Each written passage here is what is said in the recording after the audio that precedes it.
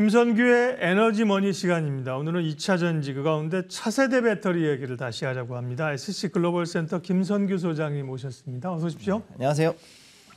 카카오 데이터센터 화재로 리튬이온 배터리에 대한 의구심 또 고민이 좀 생겼다고 하는데요. 예, 주로 이제 그쪽에 써였던 거예요. 그럼 대안은 뭘 좀 찾고 있나요, 시장에서는요? 지금 일단 가장 큰 문제가 그 CCTV 확인 결과 이 그 배터리에서 화재가 일단 발화를 시작했다는 거죠. 지금 그렇게 얘기가 되죠. 네, 근데 여기서 가장 그 핵심이 뭐냐면 리튬이온 배터리 같은 경우에 이런 경우는 거의 대부분이 이제 그 분리막에서 문제가 보통 생겨서 합선이 되는 경우거든요. 쉽게 얘기해서 충방전이 계속되는 과정에서 수지상 결정이라는 게 생깁니다. 지금 나무 가지 모양으로 이제 이런 것들이 나오면서 분리막을 찢어버리죠. 그러면 이것이 이제 그 양극하고 음극이 직접 맞닿으면 거기서 합선이 일어나고 거기서 불이 일어나는 건데 이전에 LG 엔솔, LG 화학일 때인가요? 그 뭐 차량용 배터리에서 화재 났던 것들 다 그런 요인들이죠, 주로. 거의 대부분 그런 요인이에요. 거의 90% 이상이 바로 이 분리막이 찢어지면서 이런 그 화재가 나는 것이 일어나고 실제로 이전에 있던 ESS 화재도 거의 보면은 이제 춘천에서 그런 게 있었지 않습니까? 대부분이 그런 거하고 다 연결이 됩니다. 따라서 여기에 대한 그 해결책은 역시 분리막의 처리 기술을 얼마나 잘 하느냐, 즉 제조 과정에서 그 부분에서 얼마나 불량률을 줄이느냐가 가장 큰 관건이 되는 거죠. 따라서 요거를 하기 위해서 지금 우리가 보고 있는 게 이제 나트륨 배터리라든가 아니면 바나듐 이온 배터리라든가 이런 그 차세대 배터리들이 이제는 ESS로 우선 먼저 도입이 돼가지고 시험을 하고 있는 중이고, 그래서 이거를 하려고 그러면 결국은 4세대에서 상용화의 가장 핵심 뭐냐?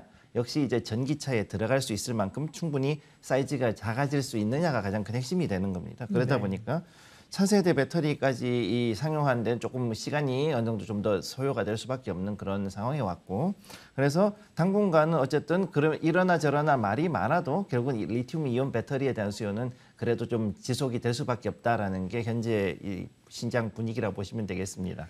차량용은 아니더라도 지금 뭐 판교에서의 데이터 센터 화재는 파장이 엄청 컸잖아요. 그런 중요 시설이라든지 뭐 이런 쪽에는 새로운 배터리가 좀 시장이 좀 개척됐으면 하는 바람도 있는데 계속 그동안 얘기하던 게 전고체 배터리였잖아요. 근데 전고체 얘기 최근에 많이 안 하네요. 왜 그래요? 가장 큰 이유는 역시 그만큼 기술 진전이 많이 없었기 때문인 게 있고, 그다음에 전고체는 지금 굉장히 여러 가지로 지금 테스트를 하고 있습니다. 그래서 이 가장 좋은 점은 아까 말씀드렸듯이 이런 그 합선 가능성이 없어요. 사실은 리튬이온 배터리 같은 경우는 이 수지상 결정 문제, 그래서 충방전이 되면서 아주 미세하게 이 리튬 양극재라든가 음극재 둘 중에 주로 이제 양극재인데 양극재가 이제 아주 미세하게 깨집니다. 충방전 과정에서. 그래서 이것이 이제 그 나무 가지 모양으로 결정이 생기면서 분리막을 찢는데, 이런 경우는 이게 바로 이제 액체 전해질 때문에 이런 합성 가능성이 높아지는 거거든요. 그런데 전고체로 하게 됐을 경우에는 이런 합성 가능성이 없이 그 모양을 그대로 유지하면서 사용이 가능합니다. 단 이 경우는 이제 조금 부피가 좀 늘거나 줄거나 하는 그런 이슈들은 좀 있을 수는 있죠. 그래서 여기에서 충방정 시에 이 발생하는 양극재의 수지상 현상, 수지화 현상을 막는 것이 이제 앞으로 큰 문제가 되고, 그 다음에 전고체에서 가장 중요한 거는 전고체 자체가 팽창이나 수축이 상당히 일어날 수 있는데 이걸 어떻게 줄여주느냐가 가장 큰 기술의 그 핵심이라고 보시면 되겠습니다. 전고체 국내에서는 삼성, SDI가 많이 거론이 됐었고요. 일본은 파나소닉, 토요타 지금 현황은 어떻습니까? 일단 여기 주요 나오는 것들을 보시게 되면 표에서 나오는 게 원래는 황화물, 산화물, 그다음 염화물 세 개가 있었는데 염화물은 이제 사실은 거의 안 하고 있습니다. 그리고 이제 황화물하고 산화물계로 해서 이제 가고, 그다음에 이게 두 개를 섞은 게 이제 폴리머라 그래서 이게 두 가지를 이제 그 플라스틱에 섞어 가지고 들어가든가 아니면 플라스틱에다 또 다른 요 둘 중에 하나를 황화물 아니면 산화물을 섞어 가지고 나오는 게 폴리머계거든요.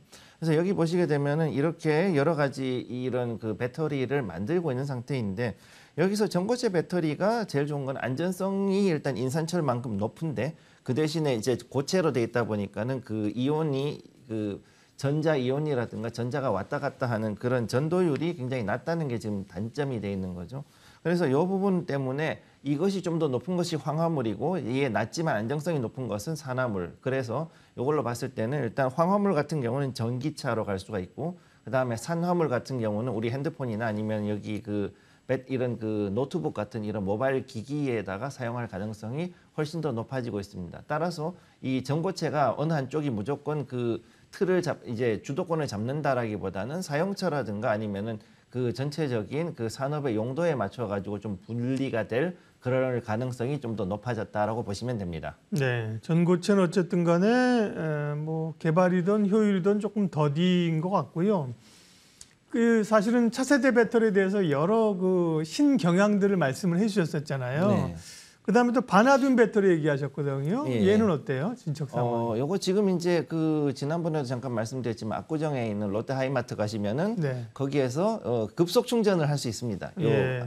VIB 그래서 바나듐 이온 배터리를 이제 만들었는데 여기 6월 30일에 일단은 개소를 했죠. 전기차 급속 충전이라는 거죠? 네, 그렇습니다. 그래서 여기 이제 차저 5라고 부르는 분당 5kWh를 충전할 수 있는 초고속 충전기를 바나듐 이온 배터리하고 연결한 거죠. 그러다 보니까 이것이 그 충방전 시간이 굉장히 길고 그다음에 탄력성이 좋다 보니까 여기에 대한 실증 모델을 이제 롯데에서 이제 이걸 진행했는데 현재 그 스탠다드 에너지의 지분을 롯데케미칼이 이 13% 이상 가지고 있어 이제 그 2대 주주라고 보시면 됩니다. 네. 그래서 롯데하이마트에 이게 도입이 됐는데 이 정도 이 물량이면은 대략 한 지금 EV6가 한 17분에서 20분 안에 완충이 가능한 그 정도 수준이라고 보시면 되겠습니다. 네. 네, 빠르네요. 그렇죠? 예, 그래서 이 정도 되면은 앞으로 이제 이런 기술들이 좀 어느 정도 실증이 되고 나면은 네. 앞으로 이제 좀 다른 급속 충전소 같은 데도 좀 도입이 되지 않을까 그렇게 보고 있습니다.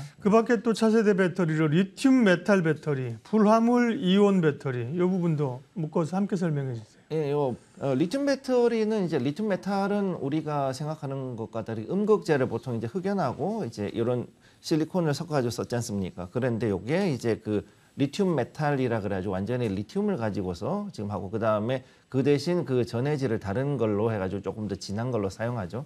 그렇게 했을 때 이 부분은 파워는 좀 좋은데 충방전 시에 이제 수만 좀 부피 변화가 상당히 큽니다. 이 전고체하고 비슷해가지고.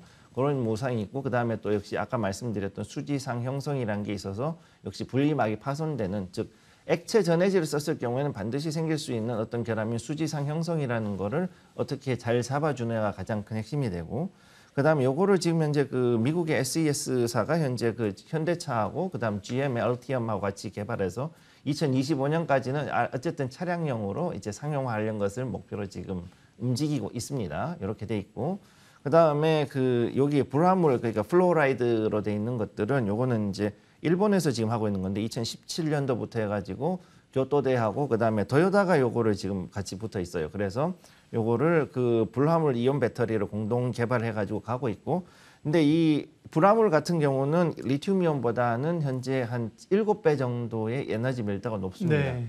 그러다 보니까 그 크기를 굉장히 줄일 수 있는 건 장점이죠. 네. 단 이제 문제는 충방전 횟수가 좀 낮고 그다음에 불화물이니까 굉장히 인체에 맹독이 있다 보니까 이거를 좀 해결할 그런 과제가 좀 남아 있다라고 보시면 되겠습니다. 2차 전지가 지금 뜨거운데요. 오늘 말씀하신 차세대 배터리 관련된 투자 전략은 어떻게 하죠? 1분 정도 이내로 말씀해 주십시오. 네, 제일 중요한 건 일단은 충방전 효율을 유지를 하면서 그다음에 고에너지 밀도를 가지고 그다음 안전성을 얼마나 가지고 있느냐 쉽게 얘기해서 그 수지상 결정을 얼마나 잡아주느냐 이런 그런 기술이 있는 회사들을 주목을 하셔야 되고 현재 리튬이 굉장히 품귀 현상이 앞으로 더 심해질 것이기 때문에 여기에 대체제인 고에너지 밀도의 배터리 그다음에 이제 나트륨이라든가 그다음 특히 중요한 거는 어찌됐든 니켈은 많이 들어가니까 니켈 관련주들을 중심으로 해가지고 보실 것을 보내드리겠습니다. 네, 에너지머니 오늘은 차세대 배터리 관련된 이야기를 점검을 했습니다. SC 글로벌 센터 김선규 소장님 함께했습니다. 고맙습니다. 감사합니다.